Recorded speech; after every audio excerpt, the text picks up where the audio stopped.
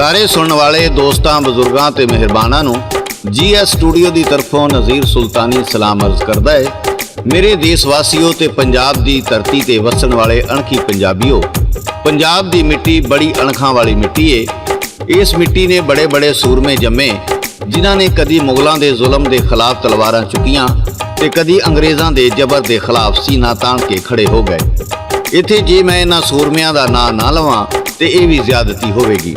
उन्हां विच दुल्ला भट्टी जिहदा नां उच्चे पहाड़ वांगू नज़र आउंदा है, जिन्हें अकबर बादशाह के जुल्म के खिलाफ हथियार चुकिया ते अकबर बादशाह दीआं फौजां दीआं दौड़ां लवा दित्तियां। इस तो अलावा वीर जोध का नाम भी उभरदे सूरज वांगू साडे सामने आउंदा है। इन्हां ने भी अकबर के जुल्म के खिलाफ तलवार चुकी ते उहदियां फौजां का मुकाबला किया। राय अहमद खां खरल एक पहाड़ जिड्डे जिगरे वाला सूरमा होया है, जिन्हें अंग्रेज़ों दीआं फौजां दीआं दौड़ां लवाइयां ते अपनियां दी गद्दारी की वजह तो मारिया गया। जग्गा जट भी वो मशहूर जमाना करदार है जिहदे ते बड़ियां फिल्मां ते गाने बने। इन्हें भी अंग्रेज़ों के जुल्म के खिलाफ आवाज़ बुलंद की। जे असीं इन्हां सूरमियां दे पिछे झाती मारीए ते इन्हां विचों कोई भी माड़ा बंदा नहीं सी जिहड़ा धन दौलत की खातर डाके मारदा होवे। ये सारे जागीरां दे मालक सन ते सिर्फ माड़ियां किसानां ते गरीबां की खातर बादशाहां ते अंग्रेज़ों के काफले लुटदे सन। जिहड़ा धन दौलत उत्थों लुटदे सन वो गरीबां विच वंड दिंदे सन। इत्थे ये सवाल भी पैदा हुंदा है भी उन्हां नूं इन्नी दौलत ते जागीरां दे हुंदियां गरीबां दा हक्कां दा एडा सेक सी जिहड़े फौजां नाल टक्कर लैण नूं भी तैयार हो जांदे सन। जवाब ये वे भी उन्हां विच इंसानियत सी ते वो इंसानां ते हुंदा जुल्म बर्दाश्त नहीं सी करदे। वो ये गल जाणदे सन सब तो वड्डी नेकी इंसानियत नाल प्यार करना है। ये दुनिया की जिंदगी चंद दिनां दी है, जिन्नी मर्जी धन दौलत होवे एक दिन छड्ड के जानी पैंदी है। इस वास्ते माड़ियां ते होण वाले जुल्म के खिलाफ वो लड़दे सन। जग्गा जट जिहदा असल नाम जगत सिंह जग्गा सी, कसूर के नेड़े एक पिंड बुरज सिंह वाला विच 1901 नूं पैदा होया ते हुण तुहानूं सादक भट्टी गा के सुणाणगे ते रिकॉर्ड करदे ने लाला जी ते दास्तान लिखदे ने शायर नज़ीर सुल्तानी। बुरज सिंह सी पिंड कसूरे लाहौर दे नेड़े था, मक्खन दे घर पैदा होया जग्गा जिसदा नां। भागां दा पुत दादा सोना दिल मुबारक सारे, मासियां पुफियां चाचियां ताइयां जांदियां वारे वारे। आखन लगी भागाड़ियो मेरे बख्त न्यारे, धरती उत्ते पैर नहीं टेकदे नीवे लगन तारे। 6 मुरब्बे जमीन दा मालक अज सी पैदा होया, हड्डां दा मजबूत बच्चा जिवें सरिया लोया।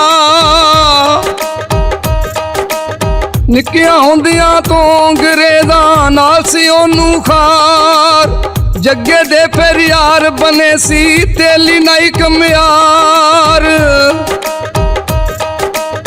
डाडा रखे दर्द दिले बिच ओ तैयार गरीबां, सुखी बसे खलक दादी बाकी सब नसीबां।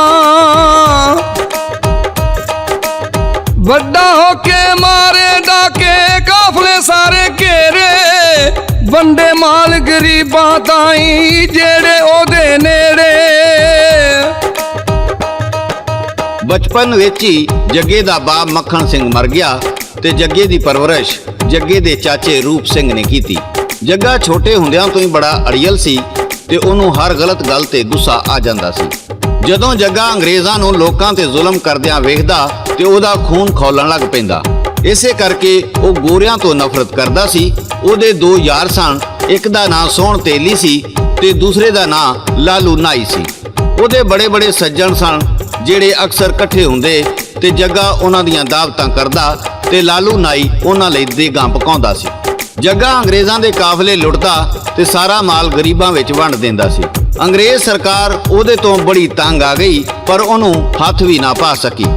इसे तो लोकी ओनू जग्गा डाकू कहण लग पए। वो किवें डाके मारदा सी सादक भट्टी पेश करदा है। यारां दे विच बह के जग्गा दावत खूब डावे, सोना तेली लावे डेरे ते लालू देग पकावे। ਜੱਗਾ ਆਪਣੇ ਯਾਰਾਂ ਉੱਤੇ ਕਰਦਾ ਸੀ ਇਤਬਾਰ, ਮਾੜੇ ਸਮਝ ਕੇ ਯਾਰਾਂ ਨੂੰ ਉਹ ਕਰਦਾ ਡਾਢਾ ਪਿਆਰ। ਜਦ ਕੋਈ ਗੋਰਾ ਮਾੜਿਆਂ ਉੱਤੇ ਜ਼ੁਲਮ ਯਾਰ ਕਰੇਂਦਾ, ਨਿੱਕੇ ਹੁੰਦਿਆਂ ਤੋਂ ਹੀ ਜੱਗਾ ਜ਼ੁਲਮ ਰਿਆ ਸੀ ਵੇਂਦਾ। ਵੱਡਾ ਹੋ ਕੇ ਹੋਣ ਨਹੀਂ ਦਿੱਤਾ ਉਹਨੇ ਅਤਿਆਚਾਰ, ਜਿਹੜਾ ਗੋਰਾ ਜ਼ੁਲਮ ਕਰੇਂਦਾ ਉਹਨੂੰ ਦਿੰਦਾ ਮਾਰ। ਡਾਢੀ ਤੰਗ ਸੀ ਉਹਦੇ ਕੋਲੋਂ ਗੋਰਿਆਂ ਦੀ ਸਰਕਾਰ, ਡਾਢੀ ਤੰਗ ਸੀ ਉਹਦੇ ਕੋਲੋਂ ਗੋਰਿਆਂ ਦੀ ਸਰਕਾਰ। ਜਦੋਂ ਗੋਰੇ ਜੱਗੇ ਕੋਲੋਂ ਤੰਗ ਆ ਗਏ ਤੇ ਉਹਨਾਂ ਉਹਦੀ ਜ਼ਿੰਦਾ ਜਾਂ ਮੁਰਦਾ ਗ੍ਰਿਫਤਾਰੀ ਕਰਾਉਣ ਵਾਲੇ ਨੂੰ 1 ਲੱਖ ਇਨਾਮ ਦੇਣ ਦਾ ਐਲਾਨ ਕੀਤਾ। ਦੌਲਤ ਹਰ ਦੌਰ ਤੇ ਹਰ ਜ਼ਮਾਨੇ ਵਿੱਚ ਇਨਸਾਨਾਂ ਦੀ ਕਮਜ਼ੋਰੀ ਰਹੀ ਏ। ਇਨਸਾਨ ਕੋਲ ਜਿੰਨਾ ਵੀ ਧਨ ਦੌਲਤ ਹੋਵੇ ਉਹਨੂੰ ਲਾਲਚ ਤੇ ਹਵਸ ਤੋਂ ਪਿਛਾਂ ਹਟਣ ਨਹੀਂ ਦਿੰਦਾ ਸੱਜਣੋ, ਪਰ ਜਿਹਨੂੰ ਰੱਬ ਸਬਰ ਦੇਵੇ ਉਹ ਸੁੱਕਿਆਂ ਟੁਕਰਾਂ ਤੇ ਵੀ ਸਬਰ ਕਰ ਲੈਂਦਾ ਹੈ। ਜੱਗਾ ਆਪਣੇ ਲਈ ਡਾਕੇ ਨਹੀਂ ਸੀ ਮਾਰਦਾ, ਉਹਦੇ ਅੰਦਰ ਗਰੀਬਾਂ ਦਾ ਦਰਦ ਸੀ। ਅੰਗਰੇਜ਼ਾਂ ਦੇ ਹਵਾਰੀ ਜਿਹੜੇ ਰਿਸ਼ਵਤ ਤੇ ਧੌਂਸ ਧਾਂਦਲੀ ਨਾਲ ਦੌਲਤ ਇਕੱਠੀ ਕਰਦੇ ਸਨ, ਜੱਗਾ ਉਹਨਾਂ ਨੂੰ ਲੁੱਟ ਕੇ ਗਰੀਬਾਂ ਤੇ ਮਾੜਿਆਂ ਦੀਆਂ ਧੀਆਂ ਦਾ ਵਿਆਹ ਕਰ ਦਿੰਦਾ ਸੀ। ਗੈਰਤਮੰਦ ਸੂਰਮੇ ਕਿਸੇ ਦੀ ਧੀ ਭੈਣ ਨੂੰ ਆਪਣੀ ਧੀ ਭੈਣ ਸਮਝਦੇ ਸਨ। ਇਸੇ ਤੋਂ ਹੀ ਉਹਨਾਂ ਦਾ ਤਾਰੀਖ ਦੀਆਂ ਕਿਤਾਬਾਂ ਵਿੱਚ ਸੁਨਹਿਰੇ ਹਰਫਾਂ ਨਾਲ ਨਾਂ ਲਿਖਿਆ ਜਾਂਦਾ ਸੀ। ਸਾਦਿਕ ਭੱਟੀ ਪੇਸ਼ ਕਰਦਾ ਹੈ ਤੇ ਲਾਲਾ ਜੀ ਰਿਕਾਰਡ ਕਰਦੇ। ਲੱਖ ਨਾਮ ਸਿਰਕਿਆ ਗੋਰੇ ਸਿਰੋਦੇ ਦਾ ਯਾਰੋ, ਜ਼ਿੰਦਾ ਲਾਇਓ ਫੜ ਕੇ ਉਹਨੂੰ ਨੀਤੇ ਉਹਨੂੰ ਮਾਰੋ। ਪਰ ਨਾ ਫੜਿਆ ਜਾਵੇ ਜੱਗਾ ਗੋਰੇ ਸਨ ਬੇਜ਼ਾਰ, ਜਿੱਥੇ ਡਾਕੇ ਮਾਰਦਾ ਉਹਨੂੰ ਖਤ ਲਿਖਦਾ ਇੱਕ ਵਾਰ। ਕਹਿੰਦੇ ਉਹਨੇ ਡਿਪਟੀ ਦੇ ਘਰ ਡਾਕਾ ਯਾਰੋ ਪਾਇਆ, ਪਹਿਲੋਂ ਉਹਨੂੰ ਦੱਸਿਆ ਖਤ ਵੀ ਉਹਦੇ ਘਰ ਖਲਾਇਆ। ਪਈਆਂ ਜੱਗ ਵਿੱਚ ਧੂਮਾਂ ਉਸ ਦੀਆਂ ਜੱਗਾ ਜੱਗਾ ਹੋਈ, ਗੋਰਿਆਂ ਦੀ ਸਰਕਾਰ ਤੇ ਜਿਵੇਂ ਉਸ ਦਿਨ ਯਾਰੋ ਮੋਈ। ਜੱਗੇ ਨੇ ਜਦੋਂ ਲੈਲਪੁਰ ਵਿੱਚ ਡਿਪਟੀ ਦੇ ਘਰ ਡਾਕਾ ਮਾਰਿਆ, ਉਸ ਦਿਨ ਅੰਗਰੇਜ਼ ਸਰਕਾਰ ਨੇ ਸਮਝਿਆ ਇਹ ਬੰਦਾ ਸਾਡੇ ਤੋਂ ਭਾਰਾ ਹੋ ਗਿਆ ਹੈ। ਇਹਦੀਆਂ ਖਬਰਾਂ ਇੰਗਲਿਸਤਾਨ ਤੱਕ ਗਈਆਂ। ਇਸੇ ਡਾਕੇ ਤੇ ਗਾਣਾ ਵੀ ਬਣਿਆ, ਜੱਗੇ ਮਾਰਿਆ ਲੈਲਪੁਰ ਡਾਕਾ ਤੇ ਤਾਰਾਂ ਖੜਕ ਗਈਆਂ। ਉਸ ਜ਼ਮਾਨੇ ਵਿੱਚ ਟੈਲੀਫੋਨ ਵਗੈਰਾ ਨਹੀਂ ਸੀ ਹੁੰਦੇ, ਖਤ ਪੱਤਰ ਦੇ ਨਾਲ ਹੀ ਇੱਕ ਦੂਜੇ ਨੂੰ ਖਬਰਾਂ ਦਿੱਤੀਆਂ ਜਾਂਦੀਆਂ ਸਨ। ਮੇਰਾ ਖਿਆਲ ਹੈ ਅੱਜ ਕੱਲ੍ਹ ਦੀ ਨੌਜਵਾਨ ਨਸਲ ਨੂੰ ਤਾਰ ਦਾ ਵੀ ਪਤਾ ਨਹੀਂ ਹੋਣਾ। ਤਾਰ ਵੀ ਇੱਕ ਖਤ ਹੀ ਹੁੰਦਾ ਹੈ ਜਿਹੜਾ ਟੈਲੀਕਮਿਊਨੀਕੇਸ਼ਨ ਦੇ ਜ਼ਰੀਏ ਭੇਜਿਆ ਜਾਂਦਾ ਹੈ। ਪਰ ਖੈਰ ਅੰਗਰੇਜ਼ ਜਿਸਮਾਨੀ ਤੌਰ ਤੇ ਏਡਾ ਬਹਾਦਰ ਨਹੀਂ ਸੀ, ਪਰ ਦਿਮਾਗੀ ਲੜਾਈ ਸਿਆਸਤ ਨਾਲ ਲੜਦਾ ਸੀ। ਉਹਨੇ ਲਾਲੂ ਨਾਈ ਨੂੰ 1 ਲੱਖ ਦਾ ਲਾਲਚ ਦਿੱਤਾ ਤੇ ਲਾਲੂ ਨਾਈ ਆਪਣਾ ਯਾਰਾਨਾ ਭੁੱਲ ਕੇ ਰੁਪਈਆਂ ਦੇ ਲਾਲਚ ਵਿੱਚ ਆ ਗਿਆ। ਤੇ ਫੇਰ ਕੀ ਹੋਇਆ ਇਹ ਤੁਹਾਨੂੰ ਸਾਦਿਕ ਭੱਟੀ ਗਾ ਕੇ ਸੁਣਾਉਣਗੇ। ਨਾਈ ਆਇਆ ਲਾਲਚ ਅੰਦਰ ਗੋਰਿਆਂ ਪਿੱਛੇ ਲੱਗਾ, ਕਹਿਣ ਲੱਗਾ ਜੀ ਮੈਂ ਮਾਰਾਂਗਾ ਕਿਹੜਾ ਏਡਾ ਜੱਗਾ। ਜੰਗਲਾਂ ਦੇ ਵਿੱਚ ਇੱਕ ਦਿਨ ਜੱਗੇ ਦੇਗਾ 4 ਮਗਾਈਆਂ, ਲਾਲੂ ਨਾਈ ਉਹਦੇ ਕਹਿਣ ਤੇ ਜੀ ਦੇਗਾ 4 ਪਕਾਈਆਂ। ਲੈ ਕੇ ਦੇਗਾ ਲਾਲੂ ਉਸ ਦਿਨ ਜੰਗਲ ਦੇ ਵਿੱਚ ਆਇਆ, ਸੁੱਤਾ ਵੇਖ ਕੇ ਜੱਗਾ ਉਹਨੇ ਆਪਣਾ ਵਾਰ ਚਲਾਇਆ।